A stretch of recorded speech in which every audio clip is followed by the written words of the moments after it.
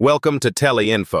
आज का एपिसोड सारू एक ऐसी चौंकाने वाली और दिल दहला देने वाली शुरुआत के साथ सामने आता है कि दर्शक भी अपनी सांसें थाम लेते हैं, क्योंकि जिस दृश्य का खुलासा होता है वह न सिर्फ तारा की जिंदगी को तहस नहस कर देता है, बल्कि पूरे परिवार के रिश्तों में तूफान ला देता है।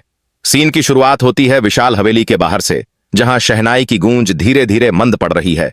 फूलों से सजा मंडप अब खाली हो चुका है। मेहमान धीरे धीरे जा रहे हैं, मगर तभी कैमरा अंदर हॉल की तरफ झूम करता है और वहां सरोजा अपने चेहरे पर एक अजीब सी विजयी मुस्कान के साथ दूल्हा दुल्हन बने वेद और सरू का हाथ थामकर अंदर लाती है।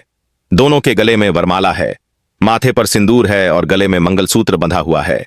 सरू की आंखें झुकी हुई हैं और उसका चेहरा आंसुओं से भीगा है, जबकि वेद बेहद गंभीर नजर आ रहा है, मानो दिल से कहीं और है।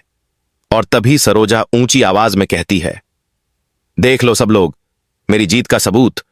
अब वेद और सरू एक दूसरे के हो चुके हैं, अब कोई इन्हें अलग नहीं कर सकता। यह सुनते ही पूरा हॉल सन्न रह जाता है। सबके चेहरों पर आश्चर्य और सदमे की छाया फैल जाती है, मगर सबसे ज्यादा गहरा आघात तारा को लगता है, जो अभी तक इस यकीन में थी कि वेद उसका है, उसका भविष्य वेद के साथ जुड़ा है और सरू उसकी अपनी बहन की तरह है, जो कभी उसकी जगह लेने का ख्वाब तक नहीं देख सकती। लेकिन जब वह अपनी आंखों से देखती है कि सरू उसकी जगह मंडप में बैठी है और वेद का हाथ थामे खड़ी है, तो उसके पैरों के नीचे से जमीन खिसक जाती है। कैमरा तारा के चेहरे पर फोकस करता है। उसकी आंखों में आंसू हैं, होंठ कांप रहे हैं, मगर आवाज जैसे गले में ही फंस जाती है। उसके सीने में इतना दर्द उठता है कि उसकी सांसें थमने लगती हैं।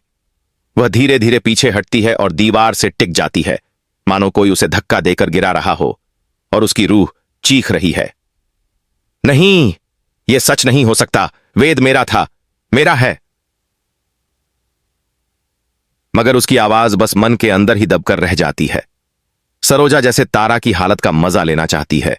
वह तारा की तरफ तिरस्कार भरी मुस्कान के साथ देखती है और कहती है, क्या हुआ तारा? सपने टूटने का दर्द बहुत बुरा होता है ना? देख ले, तेरी सारी कोशिशें बेकार गईं। अब वेद तेरे लिए नहीं, सरू के लिए है, और सरू ही इस घर की बहू बनेगी। इतना कहते ही तारा की आंखों से आंसू और तेजी से बहने लगते हैं। उसकी देह कांप उठती है और वह वहीं जमीन पर बैठ जाती है। पूरा घर उसकी चीख से गूंज उठता है। सब रिश्तेदार एक दूसरे की तरफ देखने लगते हैं। किसी को समझ नहीं आता कि यह शादी आखिर हुई कैसे, किसने सब बदल डाला और क्यों सरू ने यह कदम उठाया। इधर सरू के दिल में हजारों सवाल और दर्द की आंधियां चल रही हैं।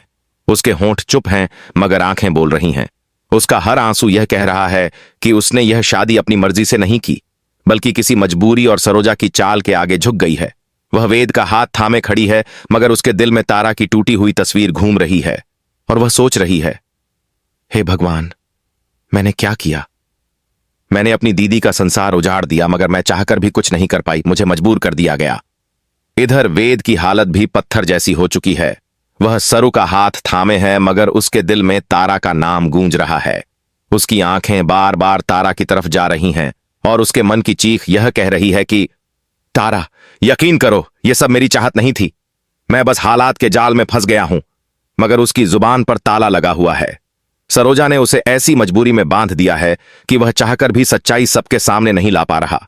इस पूरे हंगामे के बीच तारा का दर्द और बढ़ जाता है जब सरोजा पंडित जी को बुलाकर कहती है, अब गृह प्रवेश की रस्म होगी, और वह सरू को कलश को लात मारने के लिए कहती है। सरू कांपते हुए पैर उठाती है, आंसू गिरते हैं, मगर वह रस्म पूरी करती है। और तभी तारा चीख उठती है, नहीं, ये गृह प्रवेश नहीं, ये मेरे सपनों का अंतिम संस्कार है। और पूरे घर में खामोशी छा जाती है। कोई कुछ कह नहीं पाता, मगर सरोजा फिर भी मुस्कुराती है और कहती है, तारा, तू चाहे जितना भी चिल्ला ले, हकीकत यही है कि अब तेरी जिंदगी से वेद हमेशा के लिए चला गया है। और कैमरा तारा के टूटे चेहरे पर फोकस करता है, जहां उसकी आंखों में बदला और दर्द दोनों की आग जल रही है। वह मन ही मन कसम खाती है कि वह सरोजा की इस चाल को कभी कामयाब नहीं होने देगी। वह अपने प्यार के लिए लड़ेगी और सच्चाई सबके सामने लाएगी, चाहे इसके लिए उसे अपनी जान ही क्यों न देनी पड़े। एपिसोड का क्लाइमैक्स इसी उथल पुथल पर रुक जाता है और दर्शक सोचने पर मजबूर हो जाते हैं कि क्या तारा इस दर्द से टूट जाएगी या अपनी मोहब्बत के लिए लड़ाई शुरू करेगी, और क्या सरू कभी अपना सच सामने रख पाएगी या हमेशा मजबूरी में खामोश रहेगी।